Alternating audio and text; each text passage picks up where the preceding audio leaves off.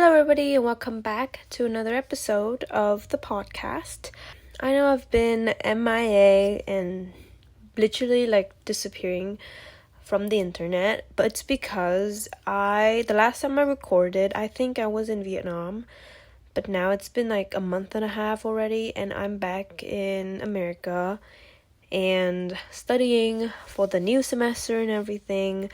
So life has been very, I would say, busy and just a lot of catching up and stuff. So I just did not, A, find the time to do so, and B, feel the desire to record an episode because I was just applying to different summer research programs and then getting back to campus because I got back a week later than I was supposed to. I had a lot of catching up to do, and then just making sure that I also worked 2 jobs on campus, so that was a bit of a hectic couple of weeks so far, and then just trying to feel like myself and ground myself. All of my time has been dedicated to doing just that, and so I've been lacking on the social media game, but I do apologize. But I do have some updates for you guys. I don't know if this episode's going to be more of an update, chit, venting, rambling, and just sharing, updating you guys on what's been going on. Or it could be an episode about me just talking about a topic that I've been thinking about. But a bit of an update. I have been feeling a lot more comfortable in doing social media, which is a good thing. Before, I think this is my 3rd time starting a YouTube channel, not a YouTube channel, a podcast. But the last 2 times, I think I was just trying to hide the fact that I had a podcast from everybody else, like my high school friends and everything. And this time with this podcast, I'm like, might as well. I don't have to hide. There's no need to hide. It's not like I'm doing something wrong or I'm committing a crime. That rhymes. Oh my god. that was unintentional. But anyway, this time I was more comfortable with not showing off, but just not hiding anymore, if that makes sense. So I put it on my social media, my Instagram and everything, and I just shared it on my stories and stuff like that. And if people paid enough attention, they would know that I am doing YouTube. And me and my boyfriend also talked about potentially investing in a camera, equipment to make this very, very serious, and that's my goal. I do feel like my long-term goal would be working social media. That's why when I first came to college, I was a communication major, but back then I didn't know if I wanted to study in media or work in media. And now I know that those 2 concepts are completely different. You don't have to learn about media for you to work in media, if that makes sense. If you want to, it's gonna be helpful and it can help you a lot of ways if you learn about the industry and then work at the industry at the same time. But for me, when I was taking communication courses, even though it was very interesting, I didn't feel the desire, or that fire within to continue pursuing that. So I would let the fact that I didn't declare a major in communication stop me from doing social media. But now after that, I'm like, I don't have to do that. I can still be any major or do whatever I want and still be doing social media. And that's my long-term goal. So I do, in the long term, want to invest in a camera, but I feel like that's going to be a challenge for the upcoming future because I have not yet gotten comfortable enough to show my face online and to, vlog and let alone holding a camera and walking across campus. That's going to be another level of challenge for me. But I feel like I can do it, and I feel like the reward, it's gonna outweigh the quote-unquote challenges, so we'll see about that. And then, second thing, it's been very cold recently. Last week was so cold, my skin was cracking up, it was so dry, so cold, my eyes, I just got eye surgery, So my eyes were so dry last week and I didn't feel great. But this week, thankfully, it's warming up. But then, because of the sudden change in the weather, I've been having the worst allergies. It's gotten better today, but the first days of the weather warming up, I was having the worst case of allergies, and my nose were stuffed. My ears are muffled, and I just was feeling the worst. But I'm getting better now, so that's good. I just finished my biology exam. I felt good about it. I don't know like how the rest of it goes, but the one question that I thought I got wrong, I got right, so that was good. And then this Monday, I also finished another chemistry exam. So for now, I'm done with the week. So I've been trying to get back to do the hobbies that I want to do, which is social media, and then I'm thinking of doing my nails on Saturday and doing my brows as well. So it's gonna be a full on spa pamper day. But I do have a few bit of work sessions left, so I'm going to work this evening from 7 to 8:30. I'm working as a tutor for biology, and then I think on Saturday and Sunday I do have 2 tours coming up, so I'm also a tour guide. So that's gonna be interesting. And yeah, I'm excited for that and everything. But so far I don't have anything else major that I need to do this week. I'm taking a world literature course. So it's been very interesting. We're learning about poetry, and we have just recently transferred to learning about fiction and just comparing the two forms of works, like literary works, and it's been very interesting. I read I think Edgar Allan Poe, The Pit and the Pendulum, last week or the week before that, and it was very interesting. And we learned about the Spanish Inquisition, and now we're transitioning to learning a bit about ghost stories and like gothic genre of fiction. So that was very interesting, and taking that course just makes me want to read more, which is a good thing. And in fact, I've been reading more.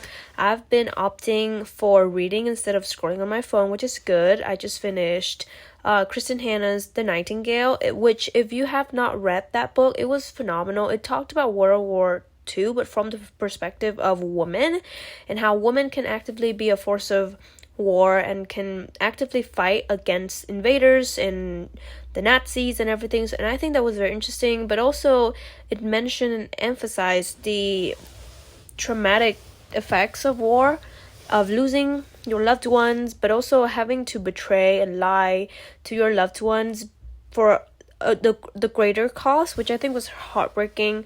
But it was a book that I feel like was very different from what I normally would read. And before reading that book, I was like procrastinating for a while because many people told me that book was gonna destroy me and that it was very heartbreaking. So I was like afraid that it's gonna like mentally break me, and I don't want a mental breakdown or a panic attack. But many people have been saying, oh, sorry, that's my notification. But many people have been saying that book was so life-changing, even though it was a very sad story. It was like life-changing, and I was like, oh, okay, I needed to give it a try, and I did. And the way she wrote, it was just very, very abrupt, but very, I don't know, it flows very smoothly while being very short, and the transitions between the different scenes was very abrupt, which was like so weird. But she was so talented, and she explained the effects of war in just a couple of words, in just a few sentences, and the worlds that she built. I know that it's a lit fic, so it's a literature fiction, but so it was based off of real events, but the characters were fictional, they were made up, but they were just so beautiful. So if you're interested in reading about World War II, or diving your feet into the world of lit fic, or just interested in how the story was conveyed from the perspective of two sisters who could not be more different from each other. They were so different. There are two different forces of characters and personalities, but I think they just complemented each other so much. but even though they disagreed on many fronts, the love and the affection and the yearning for each other that they had was so beyond great that it outnumber or outlaw or outweigh the many differences that they had, even the differences in terms of political views and political beliefs. So it was a lot of politics involved. It was so real. And the reason why I feel like I resonated with that book a lot, because my country of Vietnam had just gotten out of war not even a century ago. So, and I grew up hearing stories about the effect of war in the Vietnam War, and how much we fought for the independence that we have now, and that just resonate a lot with me. So if that's something that you're interested in, I highly recommend Kristin Hannah's The Nightingale, and I will be reading more books from her, but right now I'm just taking a break from her, because even though I enjoyed that story, it was a lot. It was a lot of drama, trauma, and just a lot of information that I need time for me to take a break from that book. So in the meantime, I've been picking up a couple of fiction and just romance book. I am reading the Book of Azrael, which has been highly recommended, and it is very high on my reading or TBR to be read list. And so far it's been great. I'm on the first book, which is the Book of Azrael. And then I think this is an incomplete series, so it's going to be 7 books in total, and 3 have been released. So far so good. It's very fast paced. The language was beautiful, and the world that she built was very intricate, which I appreciate. And then since I read Kristin Hannah's The Nightingale, I've been very interested in reading more about feminism and just womanhood. And I just found this book, The Woman Who Run with the Wolves, by, I think, Clarissa Pinkola Estes. I'm gonna butcher it, I'm so sorry. But it was very highly recommended, and people have been saying that if you're interested in feminism, this is one of the must-read books. So I went in very intrigued, and so far it's been very interesting. It's basically a collection of stories about something called the wild woman archetype that resides in every single one of us women, and how to activate that, how to live a life of abundance, femininity, and just fulfillment through activating that wild woman archetype. And I'm just on the first story, and it is very dense. It is not a story about war or trauma or things like that, like the story from Kristin Hannah's The Nightingale, but it is dense and heavy in a sense that I just cannot describe, because I don't know. So I've been taking my time with this book and just coming back to it, and then taking a break, coming back to it.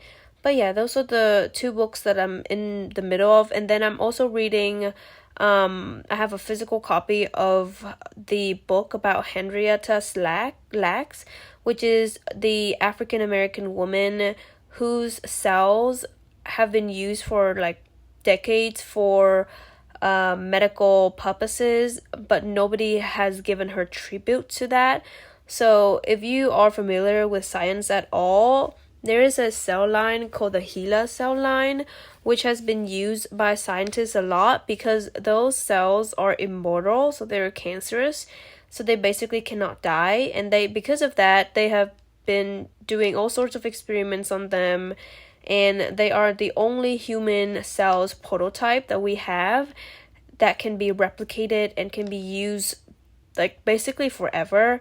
So many experiments have been done on the different ways to fight cancer, to cure cancer, or just to test out the different characters and just the different responses of the cells. But long story short, even though they use her cells to do those things, she was never considered in the picture, if that makes sense. And she never consented to them using herself. That's one thing. That's an ethics problem. But then after they use her cells to do all sorts of $1 trillion worth of projects, her family had never like received anything prior to like the rise of social media and then book publishing. That's when we knew of her and her contributions to science. But before that, nobody even gave a thought of where that cells comes from, things like that. So it's been very interesting learning about that.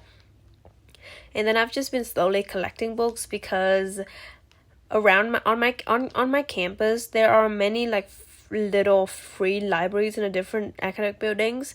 So I went into the social sciences and humanities building, and I picked up a couple of books about like short stories and just literature. And then I went into the biology building the other day, and they had also free books, and I picked up a couple about the body and then conservation in the 21st century, which I'm so excited to get into. So I've just been reading a lot, and I feel like I just enjoyed it. And I also have been wanting to get into a new hobby of either crocheting or knitting, which I don't know which one I should go for. But I've just been so in my creative field that I want to create, I want to do something, I want to invest in myself and grow as a person. So that's something that I am feeling very good, very optimistic, very thankful about, because I feel like life has been so good. And even though there are just ups and downs, last week I was just feeling very down because of some difficulties in my studies and not being able to obtain a ticket to go to one of the conferences with my professor, and that was very disheartening. But then after that, I was like, if one door closes, another one will open. So just trying to keep up the high positive feelings right now. But that being said, that's all of the updates that I have for you. I feel like that's a lot, but I do want to talk about, I've been wanting to talk about this topic for a while, which is how to take up space as a woman or as a person of a minority group, and how to know that you deserve to take up space. And I feel like the reason why it's so important to talk about this topic, especially as women, because we were never taught to take up space. We were taught to stand down, to tolerate, and just to stick things through without defending ourselves, without standing up on business, and without putting ourselves on the pedestal. We always put others on the pedestal, and then we are just put at the back burner, which is something that is detrimental to the woman's self-esteem, first of all, but the woman's beliefs and thought process. So I do want to talk about that. And if you have a double identities of being a woman and being a person of color, for me, but it can be any other double identity, it's going to be another layer of discrimination on top of that. And so you're going to have to even find ways to take up space, both as a woman, but also in the kind of racial community, if that makes sense. So if you're interested in listening or just hearing my perspective on this topic, then feel free to stick around. But if this is something that you are feeling uncomfortable about, I would advise you to take a break from this video and then come back for future episodes. But the first step that I do to help me take up space and be comfortable in taking up space is to know myself and my boundaries. I know this is very cliche, and this is something that pretty much applies to every single aspect of your self-identity and self-help journey. Even if you want to become more confident, you would have to know your boundaries, and you would have to know the areas that you are not confident about so that you can actively work on those areas to become more confident. So it's the same principle.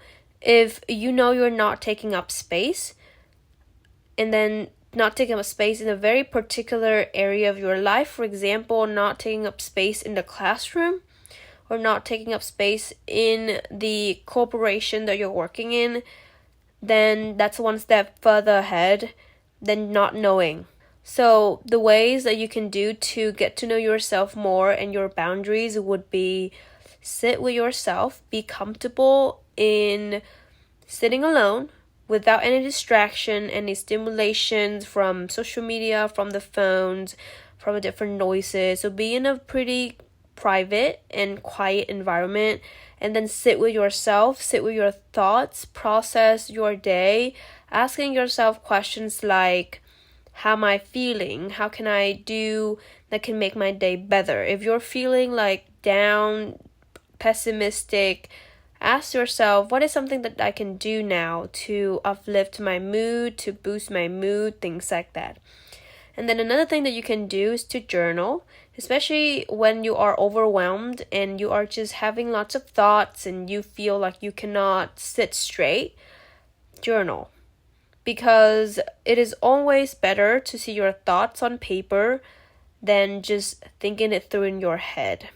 Writing it down makes everything more clear and making the problem seem smaller to you than they actually are, or than how you think they actually are. So journal. It doesn't have to be every day, and journal can be journaling about many different things. It doesn't have to be just a brain dump page, meaning that you just dump everything that you're thinking onto your journal, into a piece of paper. Journal can be used for gratitude journaling, listing down what you are grateful for every single day. It can be just a diary, like a journal entry, like a diary about your day, how things are going, things like that. And it can also be just like some miscellaneous things like your book tracking, your habit tracker, your expenses tracker, how well you're doing with your expenses and keeping track of your expenses. But by journaling, you are getting to know yourself deeper and having a place for you to organize your thoughts. And having everything written down on paper, just to me, makes me feel very good and makes me feel like I'm organized. And that's why I always have my to-do list. I cannot just think through in my head what I need to do for that day, because I would just forget it. And if I write things down onto paper, it feels more official to me and it feels more serious.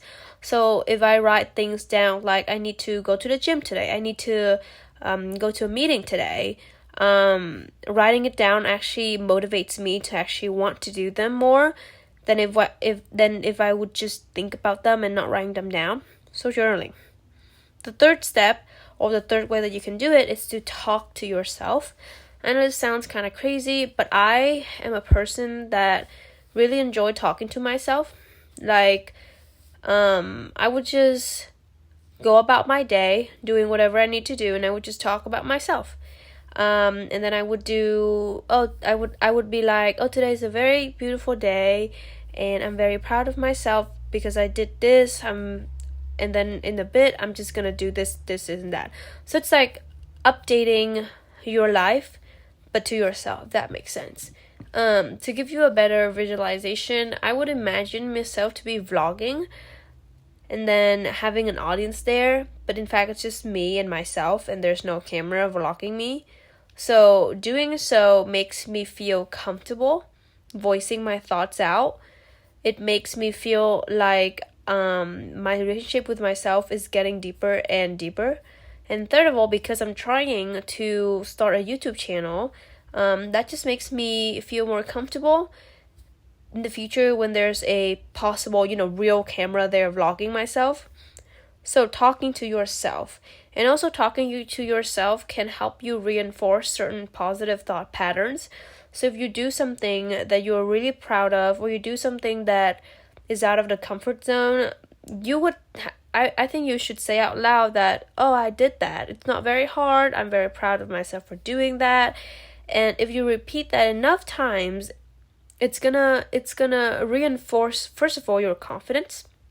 Second of all, your trust in yourself. And I think third of all, your worth, in just reinforcing to you that you deserve it and you are worthy of everything that you desire.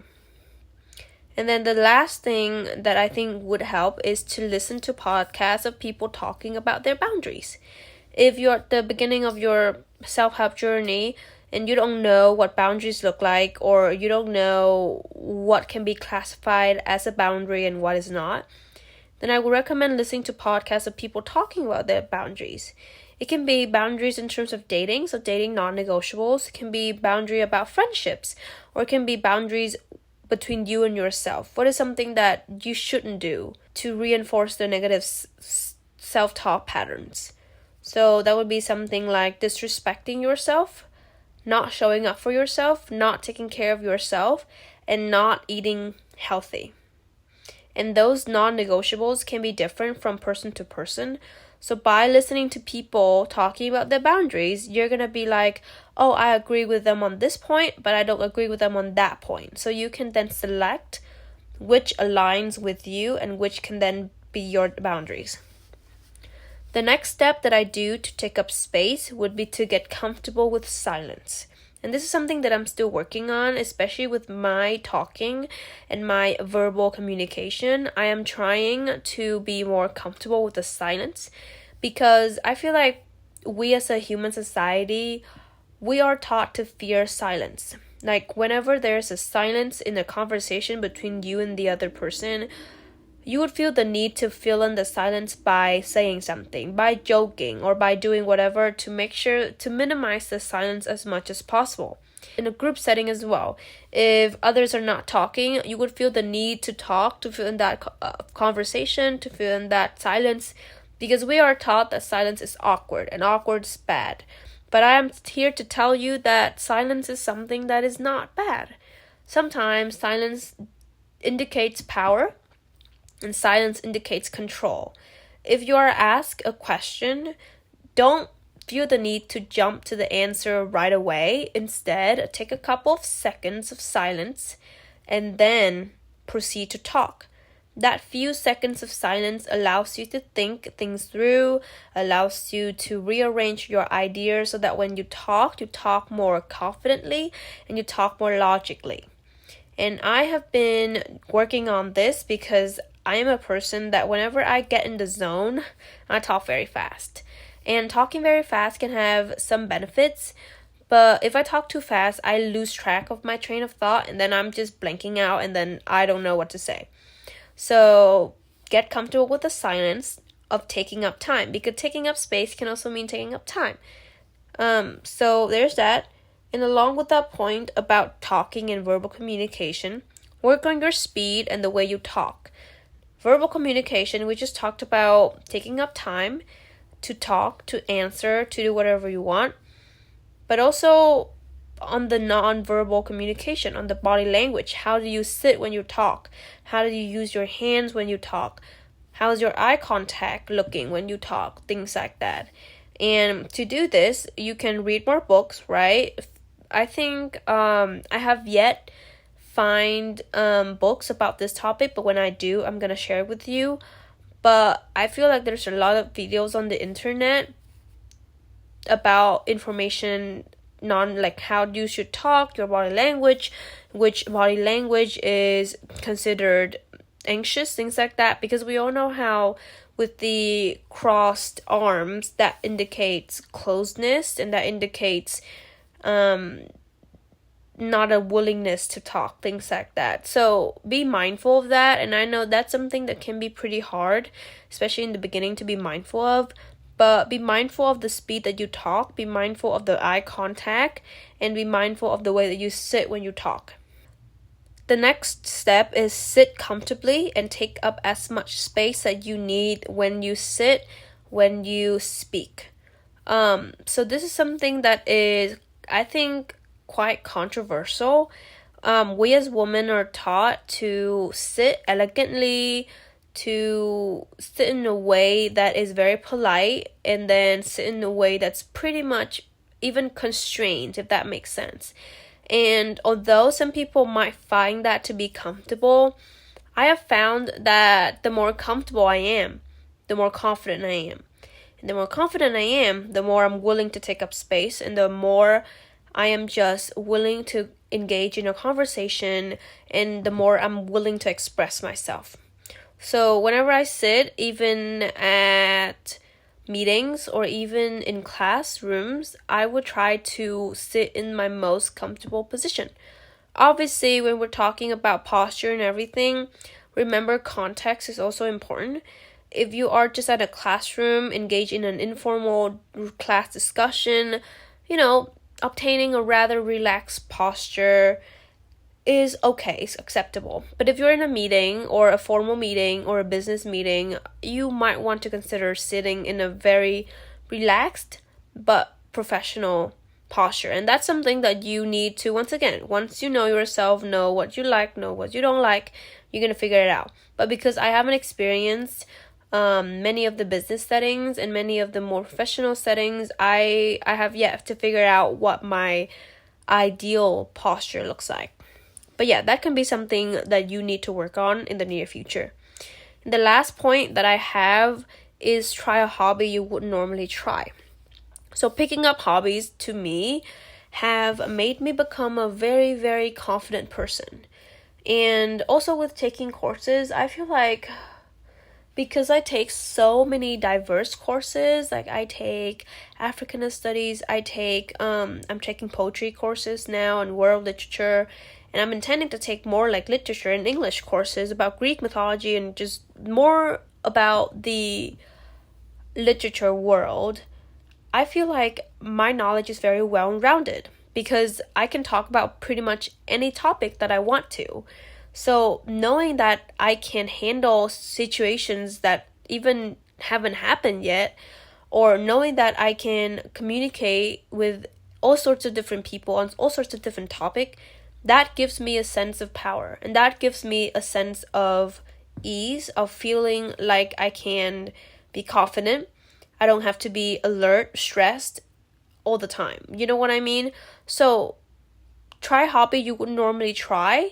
And then taking courses or stepping out of your comfort zone, doing things that you wouldn't feel comfortable doing, but could be beneficial and could be helping you open your, first of all, perspective, but also exposing you to different life experiences. If you're a student, I would recommend you try to take as diverse of a course as you can. You have the chance to do so, and why not? But if you're not a student, I would say still pick up something that you would like to learn. I have been wanting to get into knitting and crocheting, but I'm not sure yet. I don't know which is for me. So that's going to be something I do need to figure out. But also the hobby of doing social media is something that I was very afraid at the beginning. But now I'm like, okay, I was afraid, but the more I do it, I now become comfortable. So, fear was only at the beginning of the journey because you've never done that before. So you're gonna feel unfamiliar and you're gonna feel scared. That's normal. Fear is there to protect you and anxiety is there to make sure that you're okay. There's nothing to be worrying about. But knowing that it's scary, that shouldn't stop you from doing that. But I would suggest you to pick up a hobby or put yourself in a situation that you're not comfortable. And discomfort, I think, is the only way to change. And obviously, when we're talking about discomfort, it's not going to be like traumatic, discomfort in a very gradual sense. For example, I feel like I give these examples every single time I talk about discomfort. But when I was first coming to college, I was very intimidated by the classroom environment here because it was not familiar to me. And English is not my first language. So the fear of being judged because my English is not good or is not perfect prevented me from being a very engaging student. I was just not speaking in class. Even though I wanted to speak, I just could not speak because of anxiety. And my anxiety was so bad that I kid you not, my jaws would lock and I would physically could not do anything. My body was just shut down. And that was bad. But then because I was aware of that, the first step is awareness, right? I was aware of that and I wanted to change that.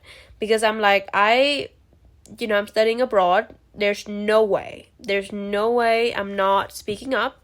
There's no way I'm not contributing because this is what I'm here for, right? So I started first by step trying to speak up once at a time. So it's not like I rush into it and forcing myself that, oh, you have to raise your hands in class like 50 times per lecture. It doesn't work like that. I went in telling to myself that let's try. Raise your hand once for this entire week and see how that made you feel. And then I would raise my hand, and then at the beginning I was just raising my hand at the questions that I knew I could answer. So that means revising the answers beforehand. I know that sounds very weird, but I was just sitting there revising what I wanted to say in my head, rearranging the words so that when I do speak, I don't get stumbled. So I would raise my hand, and then from once a week, I increased to twice a week, 3 times a week, and then once a day, twice a day. And now I'm like, whenever I want to talk, I'm going to talk. So it takes time. So try a hobby you wouldn't normally try, and then making sure discomfort is something that you're comfortable in, because I don't know, discomfort on one hand, it's like very scary, but on the other hand of it, it's transformation. So pick your battle. I would rather be uncomfortable and grow than be comfortable and just stagnant. I don't want that. But depending on what you want, I would advise you to do what you feel comfortable in, because I do know that the anxiety and the panic attacks that come with it and the trauma, if you experience some like traumatic experiences, like embarrassing situations, then that could be a lot, to take up space. But I truly believe that if you try and if you give it a try, you're gonna get there. It's not something impossible. It is possible, and I guarantee that once you feel a sense of comfort in the discomfort, once you feel like you can handle any situations that come at you, and once you know and feel in your core that you can take up space and you deserve to take up space, it is the most beautiful form of freedom anyone could ask for, especially as a person of a minority group. Feeling comfortable and feeling free to do whatever you want, whenever you want it, without any restrictions, without any personal restriction. Obviously, if you do something that's like horrible, then people are going to stop you. But talking from a self-help standpoint, being able to carry out your actions without having to second guess yourself, like, oh, am I embarrassing myself? Is that too much? Am I overreacting? Things like that. It is the most freeing feeling you will ever feel. So for that reason, I think it's worth giving a try. But I think that's all I have for you today. It's been a long episode. I hope you enjoyed listening to me rambling for the last 40 minutes. And if you have other tips of how to take up space and how to reframe and rewire your belief systems to know that you deserve to take up space, let me know. But that is it for me for this episode. Thank you for listening. I really appreciate that. And I'm going to see you very soon with another episode. Until then, bye-bye.